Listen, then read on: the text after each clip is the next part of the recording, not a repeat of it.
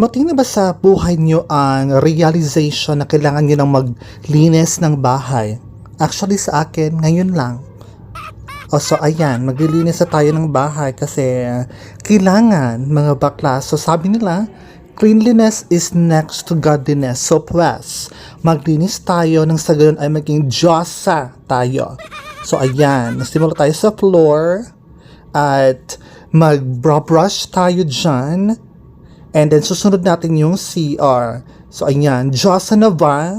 Or naging haggard lang?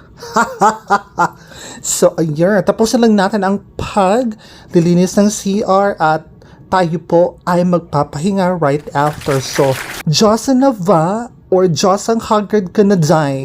So, yun lang. Bye!